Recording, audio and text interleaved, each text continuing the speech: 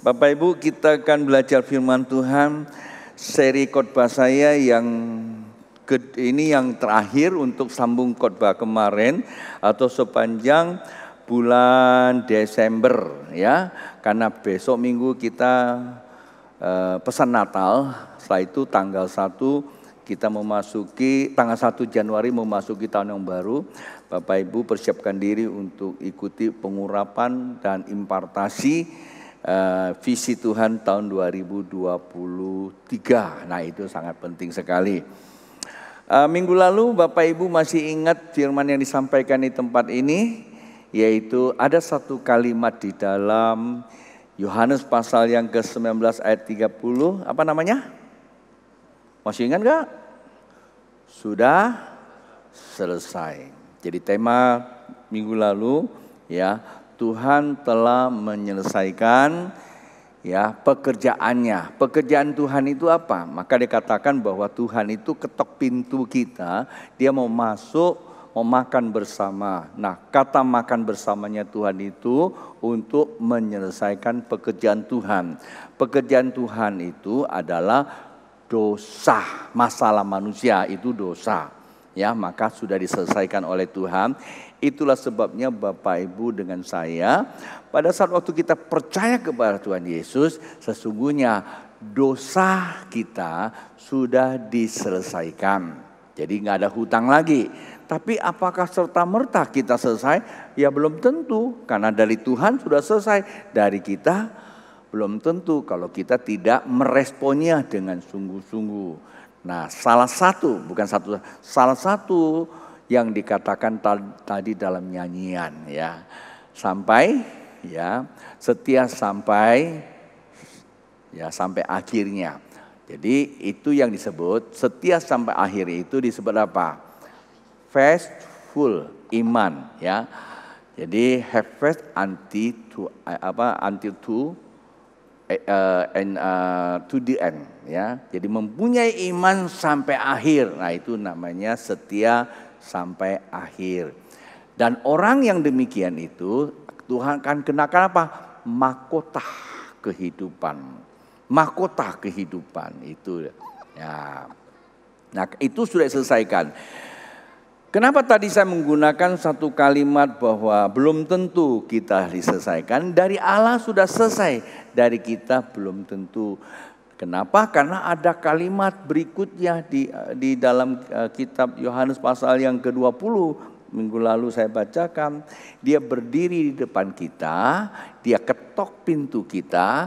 Pada saat pintu kita terbuka, ada satu kalimat apa? Damai sejahtera. Artinya Pak Bu, kita mau gak sih diperdamaikan? Kalau kita tidak mau membuka pintu, kita tidak mau diperdamaikan, maka kita akan tanggung sendiri dosa sampai akhirnya juga. Jadi kita akan selalu berbeban berat. Karena itulah Tuhan memberikan kita ada namanya waktu. Dalam hidup ini selalu ada waktu. Ya, apa yang tidak berubah? Ya, waktu yang selalu berubah-ubah. Hidup nggak ada kepastian. Kepastian daripada hidup ini cuma satu, berubah-ubah. Nah, karena itu supaya perubahan kita tetap pada pola yang benar, yaitu Tuhan katakan dia mesti masuk ke dalam hidup kita. Waktu boleh berubah, keadaan boleh berubah. Tapi kalau kita bersama dengan Tuhan, maka kita akan selalu disebut apa? Lebih dari pemenang. Pak Bu, dalam ungkapan kita berjuang sepanjang masa berat loh. Lagunya juga begitu kan ya, berjuang. Ya, saya percaya memang kita berjuang, tapi perjuangan kita bersama dengan Tuhan. Tahukah Anda, perjuangan kita yang paling berat itu bukan melawan darah dan daging. Artinya perjuangan dalam kehidupan kita bukan benda-benda yang kelihatan. Tetapi pada kenyataannya hidup ini kita selalu diperhadapkan dengan benda-benda yang kelihatan. Berjuang cari duit ya. Banting tulang, cari duit, lama-lama banting pintu, ujung-ujungnya banting suami atau banting istri. di mana-mana seperti itu. Tapi mudah-mudahan, kata mudah-mudahan tuh di sini nggak ada yang banting sana sini ya. Banting setir boleh nggak? Boleh. Dulu kalau setirnya arahnya salah, sekarang banting setirnya kembali kepada Kristus. Jadi perjuangan kita bukan lawan darah dan daging, artinya perjuangan kita bukan kebendaan. Perjuangan kita melawan diri kita. Musuh terbesar itu adalah diri kita. Apa? Penyerahan total, itulah keterbukaan kita. Damai sejahtera Allah masuk, maka kita dipenuhi namanya roh iman. Oh, bilang roh iman. Roh iman itu bukan cuma hanya ada di gereja, jago kampung, orang bilang jago dalam rumah. Enggak Pak Bu, udah dibilang karunia roh iman. Coba sama-sama, karunia roh iman. Roh iman itu artinya apa? Ada iman, ada roh. Lalu ada pemberian namanya karunia. Bukan perbuatan kita, perbuatan Tuhan. Dan karunia itu perlu dinyatakan kepada dunia bahwa loh saya ini anak Tuhan. Itu posisi kita. Ya, posisi waktu kita percaya kita sudah jadi anak Tuhan. Tapi kan orang nggak tahu kita anak Tuhan. Maka fungsi kita ketuhanan itu lihat. Tuhan kita itu siapa? Nah, yang kita perlu pelajari hari ini Tuhan kita. Tuhan kita itu siapa? Lalu bagaimana kita menghidupinya? Itu yang terpenting Pak Bu ya.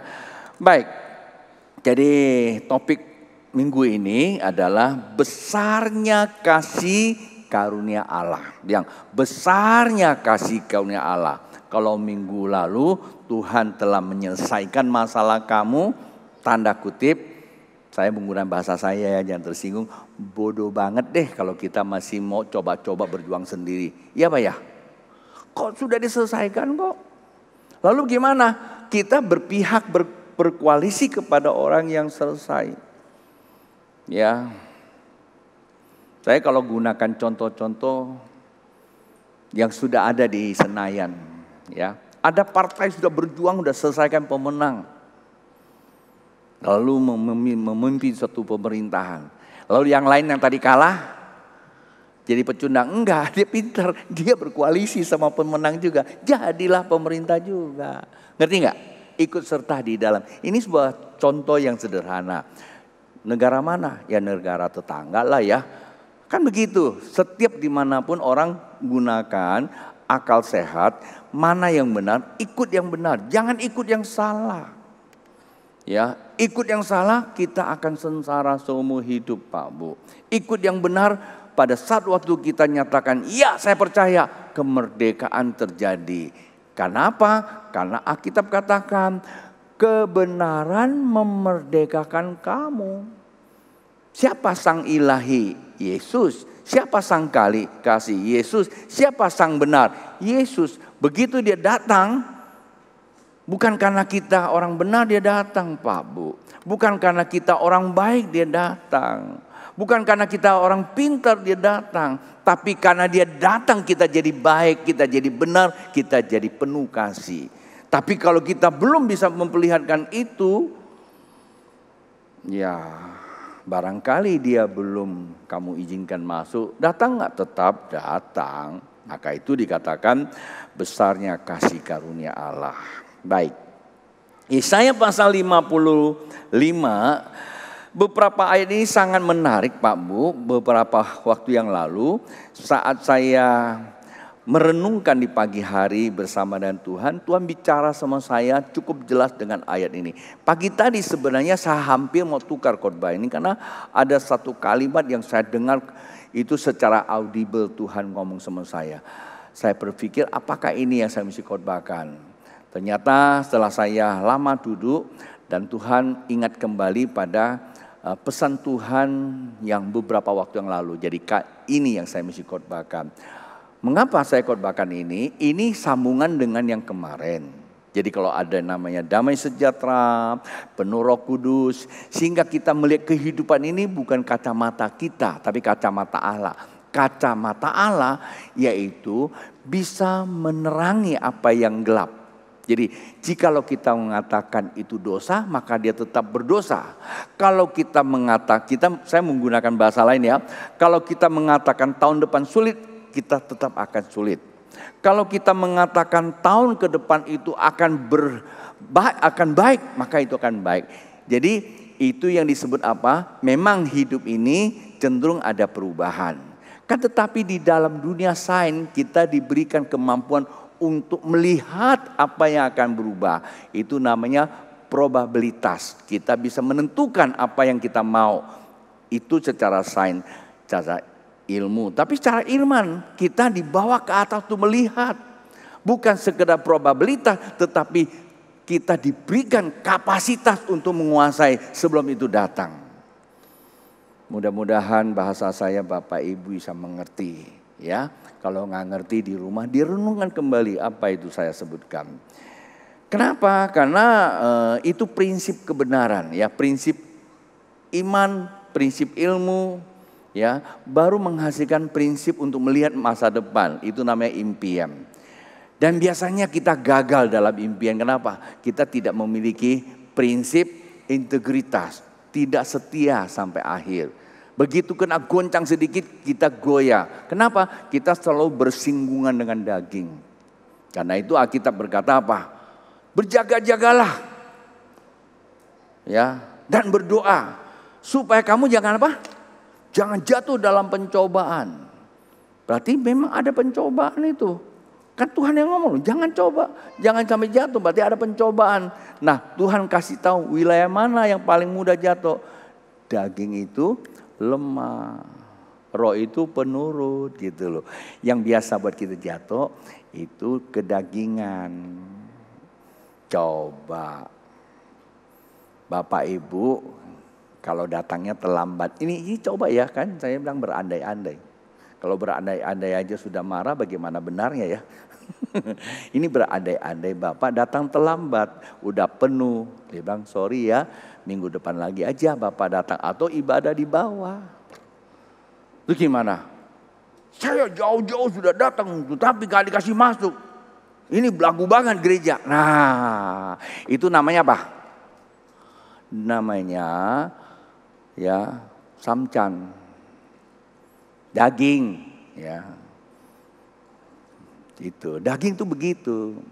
Ya kita harus terima kalau kita salah gitu loh. Setiap orang bisa buat salah, tapi kalau bisa menerima kesalahan maka Tuhan akan membenarkan dia menjadi orang yang benar. Jadi jangan takut kalau salah. Yang takut itu kalau tidak mau mengaku salah.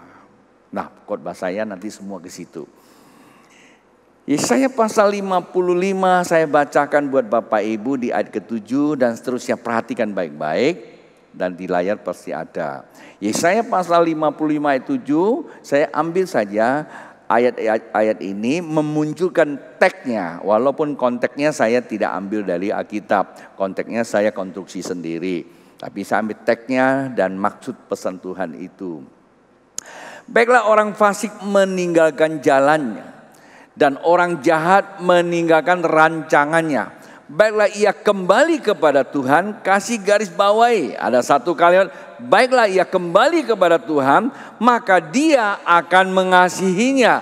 Dan kepada Allah kita, sebab ia memberi pengampunan dengan limbahnya. Bisa gak bilang amin? Ya, ayat ke-8. Sebab rancanganku bukanlah rancanganmu, dan jalanmu bukan jalanku. Demikianlah firman Tuhan. Nah, kurang amin lagi. Itu kasih garis bawahi Bapak Ibu. Dia katakan rancangan tersebut. Ayat ke-9. Seperti tingginya langit dari bumi, demikianlah tingginya jalanku dari jalanmu, dan rancanganku dari rancanganmu. Ayat ke-10, sebab seperti hujan dan salju turun dari langit dan tidak kembali ke situ, melainkan mengairi bumi, membuatnya subur dan menumbuhkan tumbuh-tumbuhan, memberikan benih kepada penabur dan roti kepada orang yang mau makan. Siapa yang mau makan? Siapa yang mau makan? Aminnya mesti kencang Pak Bu. Jangan nanti sampai nggak makan. Di beberapa negara makannya sudah ditakar loh ya. Kita masih bisa makan di mana-mana. Warung buka di mana-mana. Harganya juga mana-mana ya. Ayat ke-17, ayat 11 berkata, demikianlah firman demikianlah firmanku yang keluar dari mulutku, ia tidak akan kembali kepadaku dengan sia-sia, tetapi ia akan melaksanakan apa yang kuhendaki dan akan berhasil dalam apa yang kusuruhkan kepadanya. Kalau baca Alkitab begini rasanya gimana? Halo? Harusnya kita tahu. Alkitab katakan dengan baik-baik.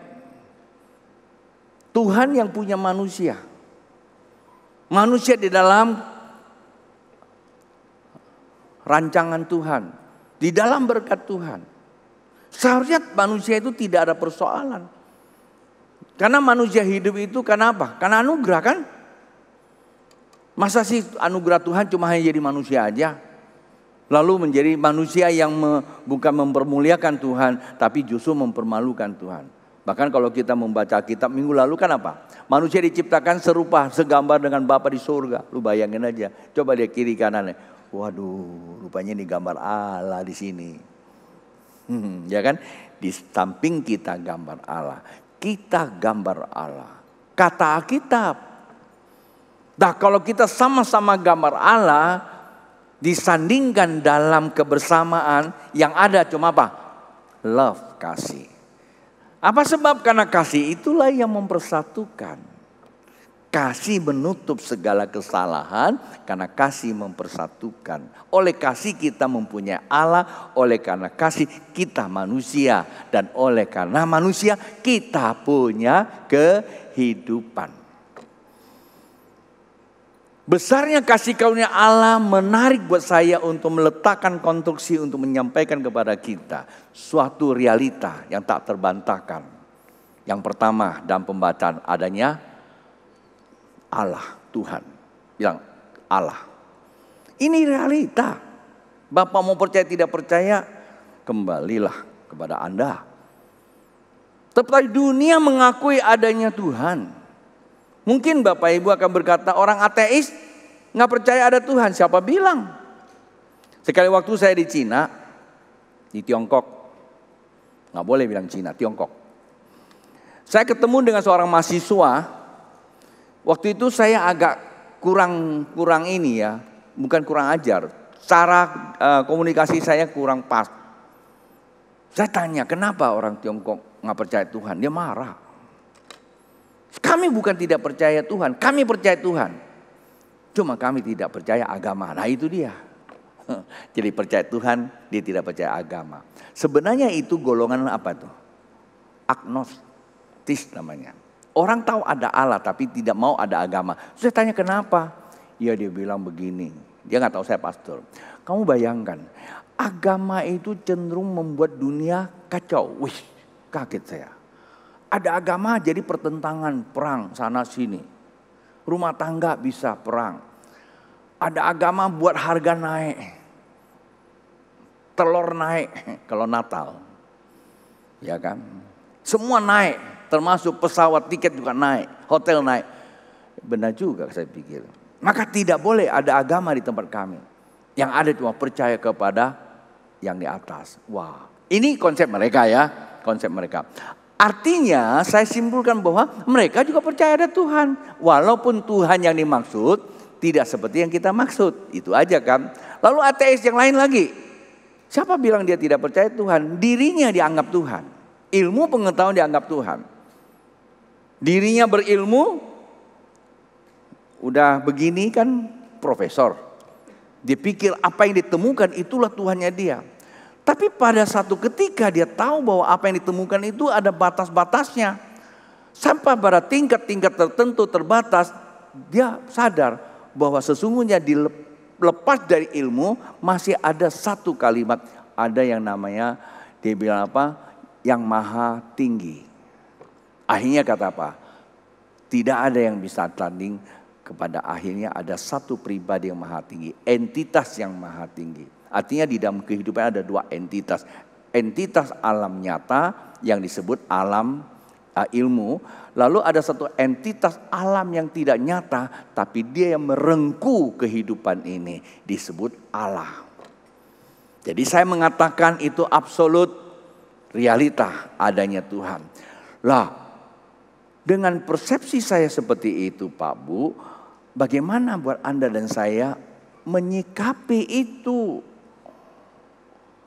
Kalau saat kita mau uji diri kita, apakah kita mempunyai persepsi yang membuat kita konsen dan konsisten bahwa Tuhan Allah itu ada. Dan Tuhan Allah itu penuh dengan kasih, maka disebut kasih karunia. Kalau Allah penuh kasih karunia, sesungguhnya masalah yang kita hadapi sudah selesai. Kalau sudah selesai, kenapa kita masih takut hidup ini? Takut besok, takut tua, maka kita usahakan supaya nggak jadi tua. Penting kita usaha memelihara tubuh. Tapi ada begitu banyak orang berani mengeluarkan duit, biayanya cuma sekedar takut ketuaan. Nyak selalu ingatin saya, yang itu muka sudah ada bintik-bintik. Ngapain? Ya cobalah dibersihin, pakai apa? Konon katanya di Korea ada yang bisa. Berapa duit ke sana? Saya bilang kalau saya punya duit belum tentu saya mau. Gigi saya bocor. Sudah 3-4 bulan. Kadang-kadang nyut-nyutan. Saya tungguin ya, Tuhan saya mau tambah. Saya dapat duit. Pas kemarin ada bansos, saya beliin tuh kupon. Nggak jadi saya beli tambal gigi saya. Salah ya? Enggak juga sih tambal gigi. Saya belum merasa sakit, saya bilang. Tapi bansos perlu dana. Gitu. Nah, terkadang kita terlalu memanjakan diri kita, kita tidak mengerti kehendak Allah. Salah enggak? Saya katakan memanjakan diri kita enggak salah. Maka hendaklah tanya sama Tuhan tiap kita mengelola apa yang Tuhan percaya kepada kita. Terkadang kita mengelola apa yang Tuhan percaya pada kita hanya karena lantaran takut. Kalau kita takut berarti Tuhan yang kita kenal itu di mana letaknya? Jauh di sorga. Maka kita perlu investasi yang banyak supaya taruh di sorga. Manakala kita mati di sorga nanti kita nikmati. Pengajaran itu ada, tapi saya tidak mengatakan itu salah. Karena itu bukan wilayah saya. Tapi saya katakan mari di dunia ini kita punya misi. Misi kita di bumi ini melaksanakan apa yang menjadi kehendak Allah. Itu disebut mandat ilahi. Dan pembacaan saya menjadi realita ada 3 ini. Pertama Allah. Kedua manusia. Ini realita. Kan kita semua manusia kan? Kalau ada Allah, pastilah ada manusia. Apalagi Bible mengatakan manusia itu gambar Allah. Betul enggak? Bagaimana kita bisa menerjemahkan Allah kalau enggak ada manusia? Dalam pembacaan kita tadi, konstruksinya seperti itu. Dan yang ketiga, ada kehidupan. Di ayat ke-7, di ayat yang keberapa? Ayat yang ke-9, di situ kita lihat adanya Allah, adanya manusia, adanya kehidupan. Dari pembacaan panjang itu, saya coba merangkum menjadi 3 bagian. Itu realita. Ada Tuhan, maka ada manusia. Kalau ada manusia, adanya kehidupan. Itu kan di Taman Eden. Allah pertama menciptakan langit dan bumi. Nggak ada siapa-siapa. Kosong, gelap, gulita, menutupi samudra. Lalu Allah berfirman, jadilah kehidupan. Terus siapa di situ? Allah di kehidupan. Ya nggak seperti itu lagi. Allah nggak ego.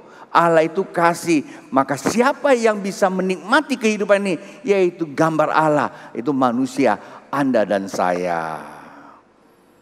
Dari pemahaman itulah saya terlihat konteks ini sangat relevan untuk saya sampaikan menutup 2022. Lah kalau Allah itu adalah sumber, manusia itu adalah penerima sumber, kehidupan untuk kita mengalami sumber atau kita nyatakan sumber itu. Maka nyatakanlah karunia roh iman di tengah kehidupan ini. Kita semua punya roh iman. Tapi apa gunanya kalau cuma di gereja? Nyatakan di luar sana. Melalui apa? Perbuatan-perbuatan nyata. Walaupun terkadang apa yang kita buat banyak orang belum bisa terima. Tidak apa-apa, yang penting hati kita benar. Apa yang kita buat mungkin lihat orang tidak benar. Biarlah kebenaran yang akan membenarkan mereka. Kevin dengan timnya. Tiap hari tertentu, tiap minggu. Ya, berjam-jam mereka ada di kafe. Ngapain sana? Mereka nyanyi-nyanyi. Nggak ada kerjaan. Bukan nggak ada kerjaan. Mereka sedang dikerjain. Sama siapa? Sama Pastor Tony. Dikasih misi katanya. Ya dikerjain. Dan mereka dikerjain lalu mereka kerjakan. Saya bilang, satu hari kamu akan menuai. Karena kamu punya hati. Kerjakanlah segala sesuatu bukan apa yang kamu dapat buat. Tapi hati. Apa artinya kita bisa lakukan banyak hal tapi hati kita hanya kompetisi. Supaya kelihatannya hebat, saya buat sini, buat itu. Nggak ada gunanya. Ya. Terus apa gunanya kita mempersiapkan diri, kita prepare, kita jaga karena ketakutan. Hati kita ketakutan, apa yang kau persiapkan juga bocor. Nah, kita bilang begitu buat kita semua. Ketika engkau tahu Tuhan sudah berkehendak, kita takut. Ketakutan itu menjadi musuh utama iman kita. Kalau iman kita sudah menjadi didegradasikan, digerogoti Pak Bu, lalu dengan apa kita bisa menghadapi hidup ini? Padahal yang bisa mengalahkan dunia ini dalam perjuangan dinyanyikan tadi itu hanya dengan satu. Apa itu? Iman yang mengalahkan dunia. Bukan ilmu. Tapi saya tidak mengatakan ilmu salah. Saya punya ilmu. Saya bilang samanya, saya punya ilmu, saya juga pernah punya harta, saya punya kedudukan di dunia saya dulu. Saya bilang, hanya saya nggak bisa tidur 1,5 tahun. Semua yang ada buat saya tidak ada artinya. Beberapa waktu yang lalu saya ketemu dengan seorang bapak, dia bilang, Pastor, benar bapak bilang. Apa yang kurang saya, dia bilang, semua saya cukup. Cuma gara-gara saya tidak bisa tidur. Dunia ini buat saya sudah kiamat, walaupun belum kiamat. Padahal masih muda. Waktu saya di Kupang saya temu juga ada orang seperti itu. Coba Bapak Ibu ya, nggak enak saya kalau ngomong gitu. Coba, ya ini berandai-andai sajalah. Saya pernah divonis sama dokter, ada benda yang asing di belakang tengkorak sini. Dan menurut dia, ya benda itu adiknya mati gara-gara itu. Dokternya bilang begitu. Anda bayangkan. Begitu besar. Hari-hari hidup saya hanya melihat ke atas kok. Sepertinya gelap banget hidup ini. Gak ada artinya rasanya kan. Betul gak? Jadi pada saat itu saya mengerti. Saya bilang, saya merasa cukup pada apa yang saya punya. Sesuai Alkitab. Cukupkanlah hidupmu dengan apa yang kamu punya. Bukan karena saya punya segala-galanya, bukan. Tapi saya mengucap syukur apa yang saya punya. Dengan demikian hari ke hari saya dipertambahkan.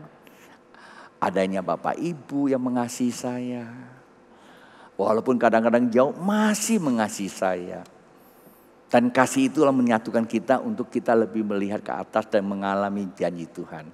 Ada amin? Nah sekarang kita lihat Tuhan itu.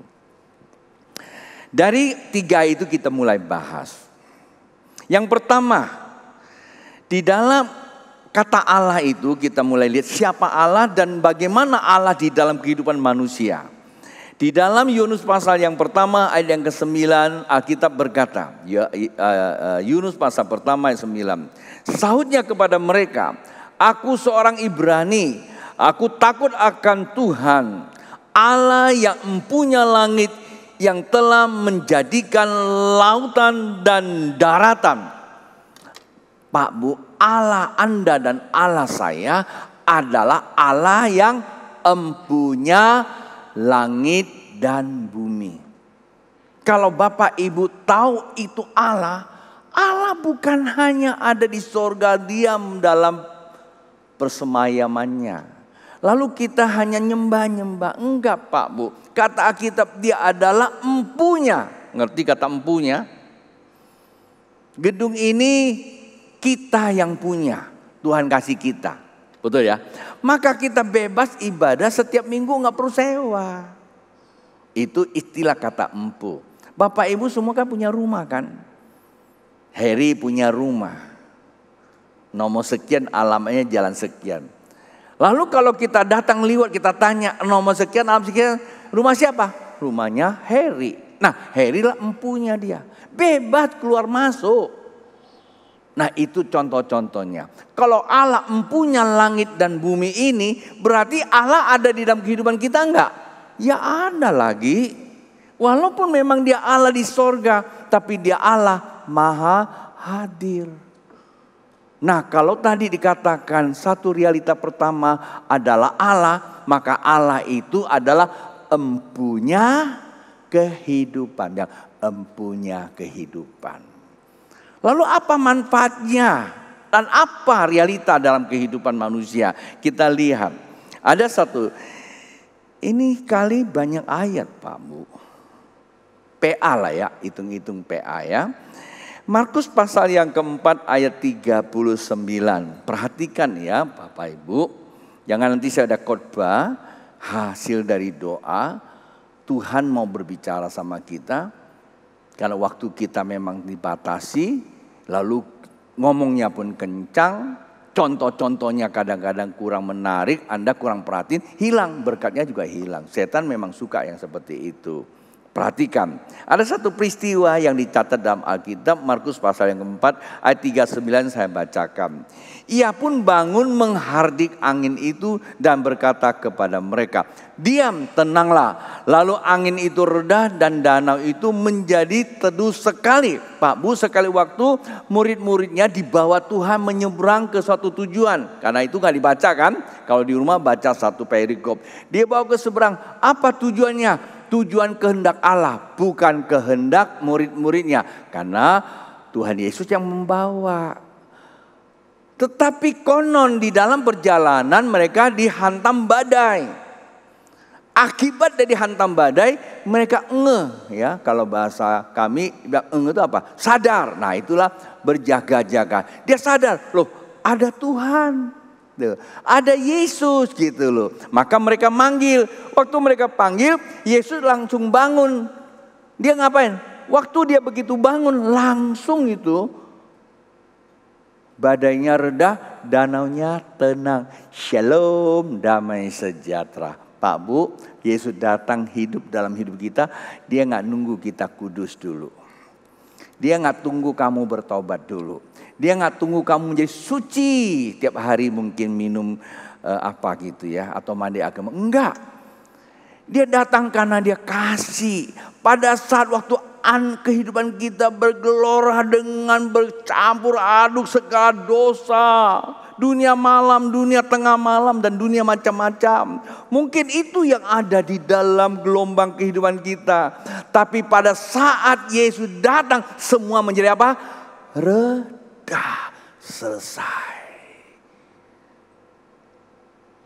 Tenang jiwa kita. Ketenangan itu menjadi obat yang paling manjur.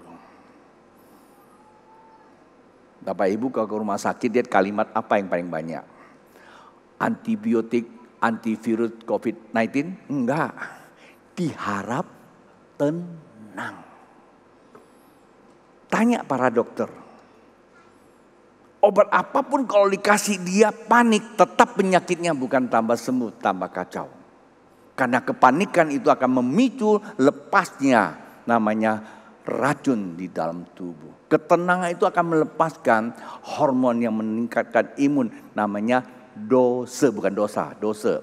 Dopamin, oksitosin, serotonin, dan endorfin. Gak perlu kita ngetrak, gak perlu kita jogging lagi, apa namanya itu? Jogging boleh, apa itu? Kayak si itu John Travolta. Mungkin banyak yang gak tahu. Zaman kami dulu John Travolta. Sekarang siapa ya? Tidak usah kita bahas. Ayat ke-40.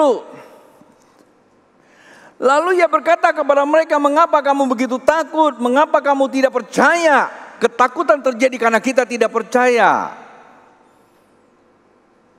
Kita sudah mau memasuki tahun 2023 Pak Bu. Ada begitu banyak persoalan, selesaikan karena Tuhan sudah selesai.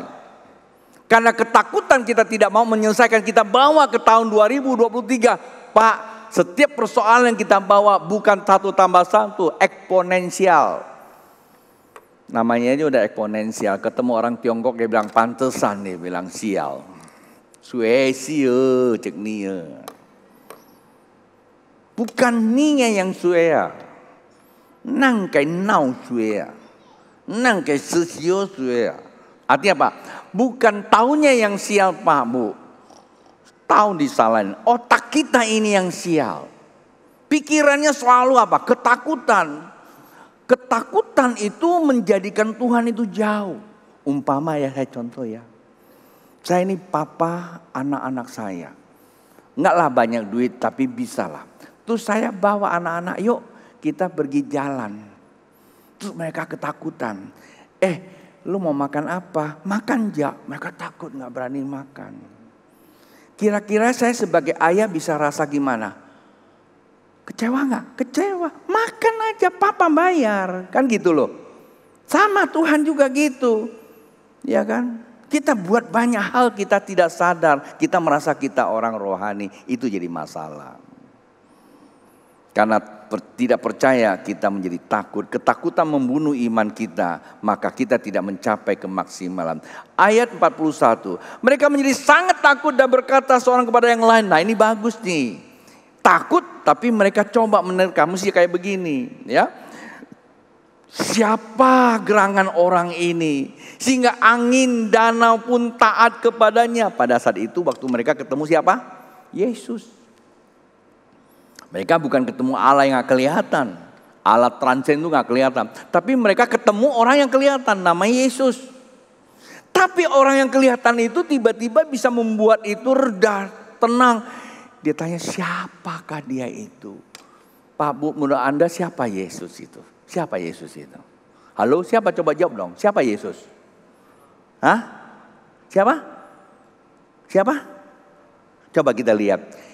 Di Yohanes pasal 13 ayatnya ke-13-14. Yohanes pasal 13-14 siapa dia? Ini menyingkapkan rahasia kebenaran firman Tuhan. Yohanes pasal 13 ayat 14 ya. Kalau bisa sih dari 13 dulu. 13 dulu ya. 13-nya. Yohanes 13 ayat 13-nya maksud saya. Udah ya, 13. Kamu menyebut aku guru dan Tuhan dan katamu itu apa? Tepat. Sebab memang akulah guru dan Tuhan. Siapa Yesus? Guru mendidik kamu. Tuhan adalah bosnya kamu. Lalu ayat 14-nya apa? Bilang apa? 14. Jadi jikalau aku membasuh kakimu, aku yang adalah Tuhan. Siapa yang ngomong itu? Kalau ada yang bilang Yesus tidak mengatakan dia Tuhan, berarti dia belum mengerti firman Tuhan. Betul gak? Kalau bilang mana tertulis dia itu Tuhan? Gak usah berdebat. Aku percaya Tuhan. Diam-diam aja udah. Kalau kamu kasih tahu dia sok tahu lagi.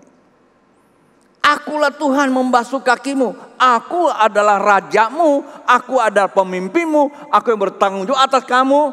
Tapi aku membasuh kakimu. Bagaimana kamu? Aku memerintahkan kamu basuh satu sama lain. Artinya apa? Karena kasih aku melakukan sesuatu untuk kamu. Ayo dong. Lakukan juga untuk orang lain. Aku bukan hanya mengasihi kamu loh. Aku juga bukan hanya di Tuhan kamu loh. Aku juga Tuhan yang di luar sana loh. Siapa? Yang lain-lain itu. Saya berbahagia untuk jemaat yang Tuhan percayakan. Minggu lalu. Panitia agak sedikit. Enggak juga takut sih. Saya tahu panitia kita itu mampu. Tapi dan kok masih kurang dananya. Enggak endorse. Tapi saya lihat iya ya.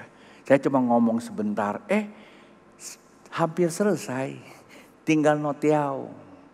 Hari ini pasti selesai. Karena jemaat Tuhan diberkati. Yang tepuk tangan tanggung jawab.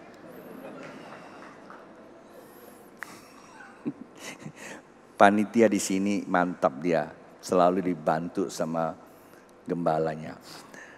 Dia Tuhan. Tidak hanya Tuhan Pak Bu. Tadi kita bilang kan dia Allah kan. Kita mau bicara Allah. Thomas di Yohanes pasal 20-28. Kan saya bilang tadi banyak ayat ya. Waktu saya sudah liwat tuh. Yohanes pasal 20 ayat 28 saya bacakan buat Bapak Ibu. Thomas menjawab dia, ya Tuhanku dan Allahku.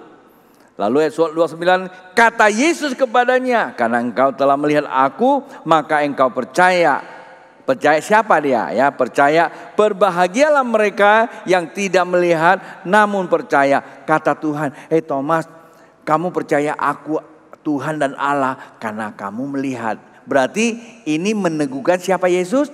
Dia Tuhan dan dia Allah. Kalau tadi kita yang pertama bahwa ada Allah, berarti ada namanya Tuhan, yaitu Yesus Kristus. Selesai enggak? Selesai. Maka dia bisa melakukan begitu luar biasa. Alam aja bisa diredakan. Coba lihat kiri kananmu. Terus tanya, masalah lu apa? Nggak punya duit, kecil buat Tuhan.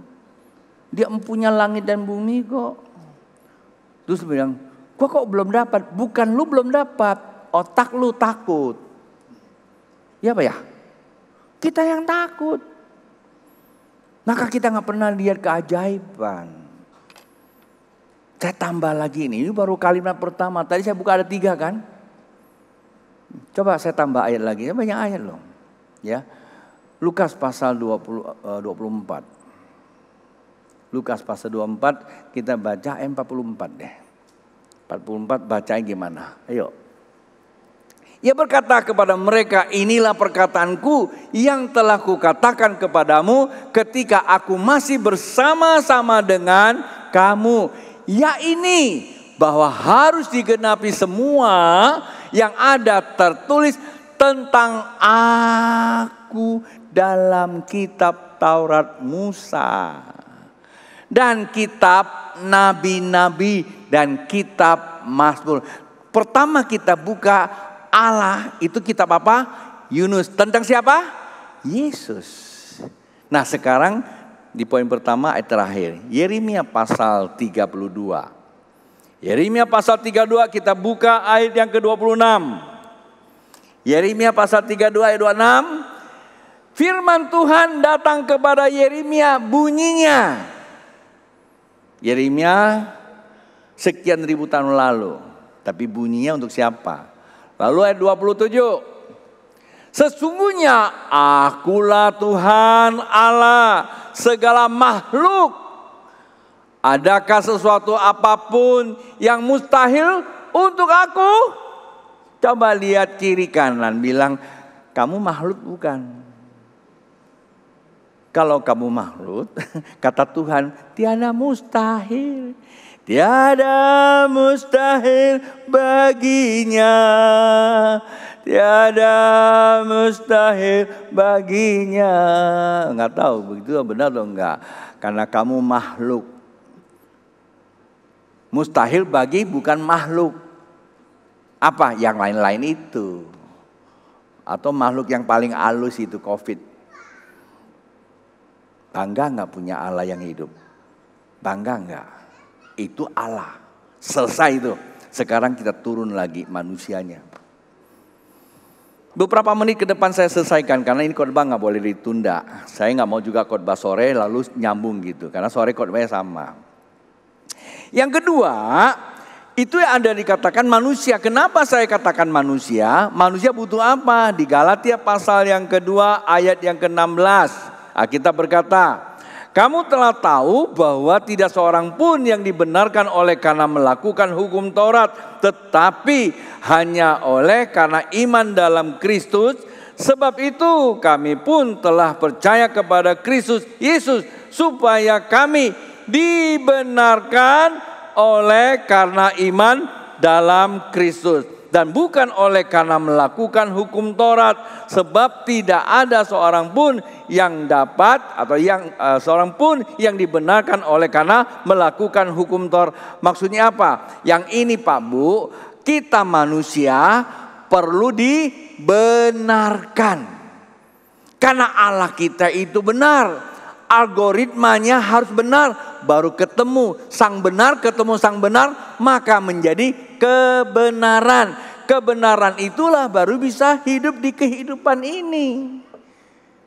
Dibenarkan bukan karena hukum Taurat, artinya apa? Bukan segala aturan. Bukan berarti aturan tidak boleh. Aturan itu namanya mekanistik. Sudah diatur, tertata. Bukan berarti tidak boleh. Di dalam kehidupan manusia pasti ada mekanismenya, ada tatanannya, ada aturannya. Tetapi kita tidak hidup di dalam kehidupan hanya secara mekanistik, artinya diatur saja. Ada satu bagian namanya organik. Kembali kepada natur kita. Itu satu, percaya baru kita bisa tertib. Ada begitu orang banyak tertib tapi nggak percaya, timbulnya konflik sana sini. Dia kan, aku kan melakukan kebenaran. Di mana kebenarannya? Kebenaran nggak mungkin buat kita pecah belah Pak Bu. Itu bodoh kalau Alkitab bilang. Orang bijak itu melakukan kebenaran yang jauh disatukan. Karena kebenaran itu kasih. Kasih itulah pelekat. Dia pelindung, dia pelekat, dan dia menghapus segala dosa. Itu Allah Anda dan Allah saya. Paham? Itu manusia. Saya sedang berbicara dengan manusia. Percaya dibenarkan. Percaya apa? Alkitab. Percaya dikhotbahkan. Kalau Allah yang tidak kelihatan, dia bisa dilihat karena ada namanya kebenaran. Tapi kebenaran itu tidak cukup, perlu lagi ada bagiannya. Saya teruskan lagi Pak Bu. Ya, saya teruskan lagi. Itulah sebabnya di dalam Galatia pasal 2 ayat yang ke-19 berkata seperti ini. Sebab aku telah mati oleh hukum Taurat untuk hukum Taurat, supaya aku hidup untuk Allah. Aku telah disalibkan dengan Kristus karena aku percaya ya. Namun aku hidup, tetapi bukan lagi aku sendiri yang hidup, melainkan Kristus yang hidup di dalam aku. Nah, dan hidupku yang kuhidupi sekarang di dalam daging ini, yang perlu samcan itu, adalah hidup oleh iman dalam anak Allah yang telah mengasihi aku dan menyerahkan dirinya untuk aku. Yang masalah itu daging ini perlu pakai batik, perlu pakai jas. Nggak apa-apa, ada ya syukur, nggak ada juga nggak apa-apa. Bukan karena kita punya apa-apa kita merasa cukup Pak Bu. Bukan kita punya apa-apa, kita bukan punya segalanya kita merasa cukup, bukan. Tetapi kita mensyukuri apa yang kita punya. Ya, kalau satu syukuri, enggak juga syukuri. Natal kita nggak bisa buat banyak, syukuri aja. Jangan suaminya dipelototin, tetangga sudah beli TV baru, mobil baru. Kok mobil kamu nggak baru-baru? Terus suaminya tanya, iya istrinya juga baru? Gimana? Iya kan? Kalau yang itu jangan. Yang lama aja, ya mobil juga pakai yang lama lah. Kan lama pakai lama kan lama mesra. Mobil juga begitu. Bukan itu isunya Pak Bu. Isunya kita bisa nikmati apa yang kita punya. Natal bukan isu utama. Yang menjadi isu utama hati kita bersama dengan Allah. Kita jadi yang baru, yang lama sudah berlalu. Yang baru sudah datang. Maka kita hidup bukan lagi aku yang hidup. Kristus yang hidup di dalam aku. Biar aku hidupi, yang ku hidup ini iman kepada Yesus. Nah itu dia. Iman kepada apa? Yesus. Iman kepada Yesus. Apa yang maksudnya? Iman kepada Yesus itu kita mesti tiru. Tahu gak tiru? Imitasi. ngikuti apa yang Yesus hidupi. Nah itu manusia perlu tuh. Manusia tuh paling gampang tiru kan. Monyet aja bisa tiru, masa manusia nggak bisa sih? Paling bisa ya. Nah cara bagaimana kita tiru? 1 Yohanes pasal yang ke-4 ayat ke-8. 1 Yohanes, 1 Petrus pasal 4 ayat 8. Ini buat manusia nih. Coba lihat kiri kanan. Buat Anda dan saya. Jangan buat dia aja. Petrus 4 ayat 8 berkata, tetapi yang terutama kasihlah sungguh-sungguh seorang akan yang lain, sebab kasih menutupi banyak sekali dosa. Banyak atau sedikit Pak Bu? Kenapa kita bisa selamat? Kenapa? Kenapa kita bisa jadi berguna menjadi orang Kristen? Kenapa?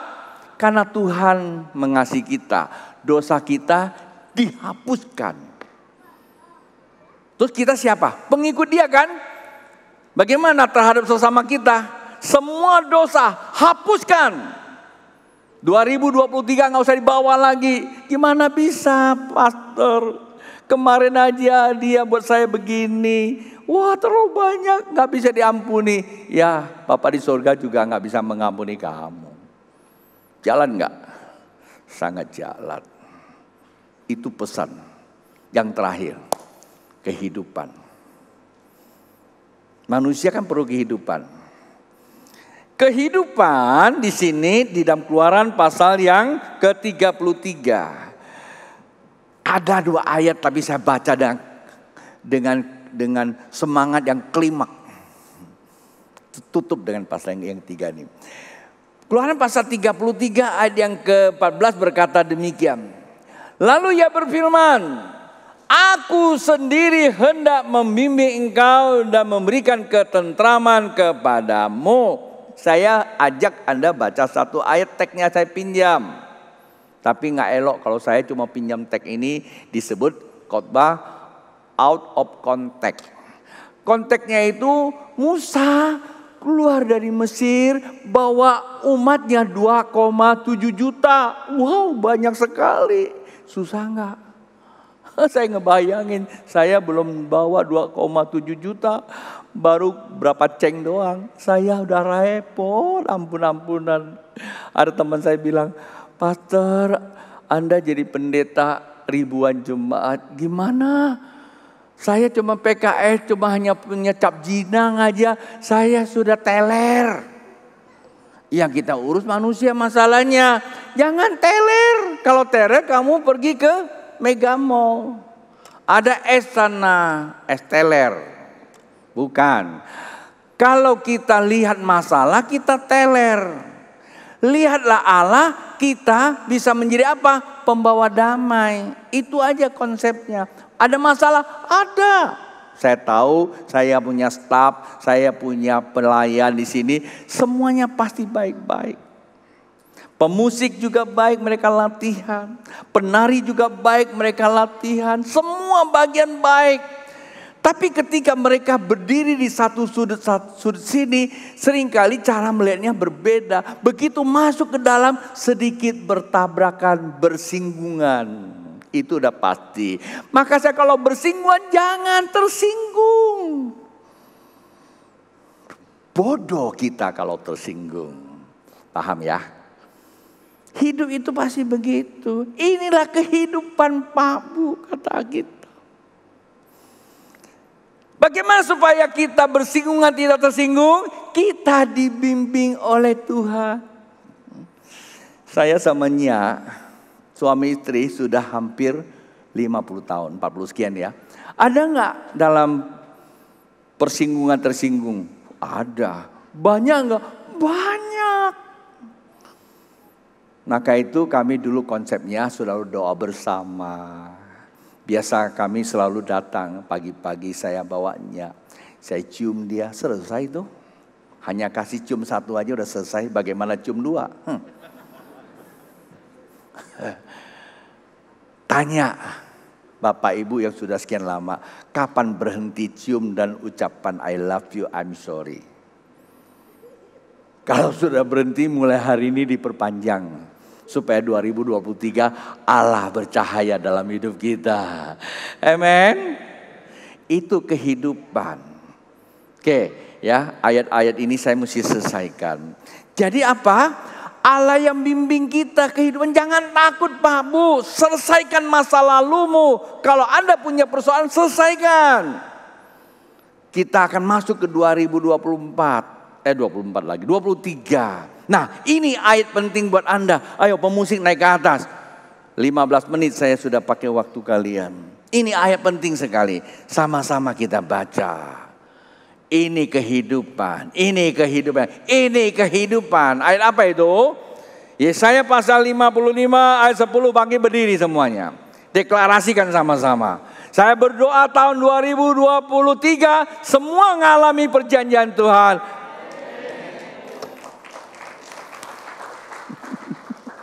Pemusiknya diam, gitu. Kalau perlu drumnya angkat tong gitu. Semangat sekali saya. Padahal yang diberkati kita semua, bukan saya aja. Oke, sama-sama ya. Ayatnya udah buka belum? Oke. 2, 3. Sebab seperti hujan dan salju turun dari langit dan tidak kembali ke situ, melainkan mengairi bumi, membuatnya subur dan menumbuhkan tumbuh-tumbuhan, memberikan benih kepada penabur dan roti kepada orang yang mau makan. Demikianlah firman-Mu yang keluar dari mulutku. Maksudnya ayat 11-nya. Nah, yuk 2, 3. Demikianlah firman-Ku yang keluar dari mulutku. Ia tidak akan kembali kepadaku dengan sia-sia, tetapi ia akan melaksanakan apa yang Ku kehendaki dan akan berhasil dalam apapun yang Kusuruhkan kepadanya. Amin. Bilang sama kiri kananmu, hei, kamu adalah jutawan, triliuner. Harta surga sudah turun atas kamu. 2023 tidak ada gelap buat anak Tuhan. Dunia gelap, saya terang. Terang saya menerangi dunia. Haleluya.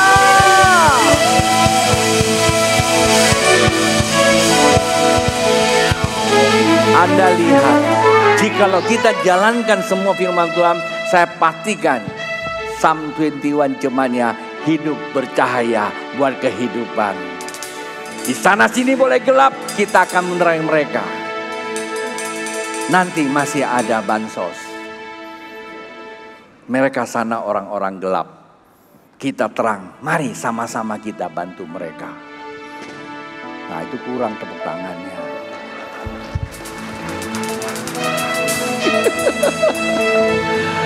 Kasih Allahku sungguh tak terbukti. Ketika serahkan adanya, kasih Allah mau berkorban bagi kau dan aku. Tak ada kasih seperti kasih-Mu. Kasih Allahku sungguhlah terbukti. Ketika Ia serahkan anaknya, kasih Allah mau berkorban bagi kau dan aku. Tak ada kasih seperti kasih. Sama-sama tangan ke atas.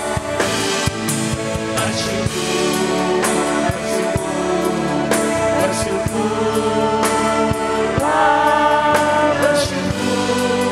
karena kasih setiamu. Ku sembah, ku sembah, ku sembah dan ku sembah. Selama hidupku ku sembah Allah.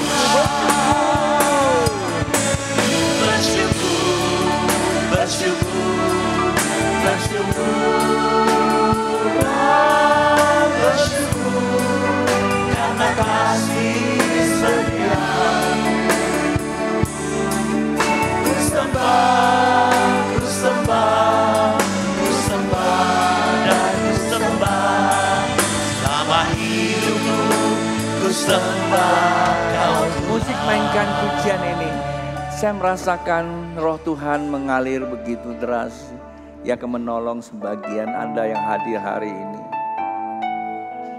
Anda begitu luka hatimu, bukan karena Tuhan sengaja, bukan karena kehidupanmu sedang buruk, tapi pemahamanmu atas kebenaran yang keliru dan terjadilah stagnasi.